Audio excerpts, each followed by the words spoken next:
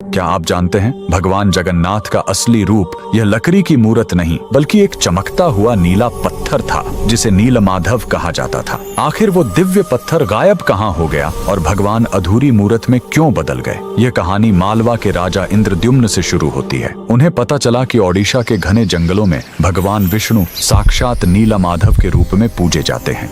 राजा ने अपने मंत्री विद्यापति को खोज पर भेजा। विद्यापति जंगलों में भटकते हुए आदिवासी सरदार विश्ववसु तक पहुंच गए, जो गुफा में गुप्त रूप से नीलमाधव की पूजा करते थे। विद्यापति ने सरदार की बेटी से शादी की और जिद करके गुफा देखने की बात मनवा ली। सरदार ने शर्त रखी कि वे उनकी आंखों पर पट्टी बांधकर ले जाएंगे, लेकिन विद्यापति ने चालाकी की। उन्होंने रास्ते में चुपके से सरसों के बीज गिरा दिए। कुछ दिनों बाद जब बारिश हुई तो सरसों के पौधे उग आए और विद्यापति को गुफा का रास्ता मिल गया। उसने तुरंत राजा को खबर दी। राजा इंद्रद्युम्न अपनी विशाल सेना लेकर घमंड के साथ भगवान को लेने पहुंचे, लेकिन उनके वहां पहुंचते ही नीलमाधव की मूर्ति हमेशा के लिए गायब हो गई। भगवान अपने भक्त विश्ववसु के साथ हुए धोखे और राजा के घमंड से नाराज थे। राजा ने रोकर माफी मांगी और अन्न जल त्याग दिया। तब आकाशवाणी हुई, मैं अब उस पत्थर के रूप में नहीं मिलूंगा, अब मैं समुद्र तट पर एक लकड़ी के लट्ठे के रूप में आऊंगा। कुछ समय बाद पुरी के समुद्र तट पर एक विशाल अद्भुत लकड़ी का लट्ठा तैरता हुआ आया। राजा समझ गए कि यही भगवान का नया रूप है। उन्होंने तुरंत आदेश दिया कि इस पवित्र लकड़ी से भगवान की मूर्ति बनाई जाए, लेकिन समस्या यह हुई कि वह कोई साधारण लकड़ी नहीं थी।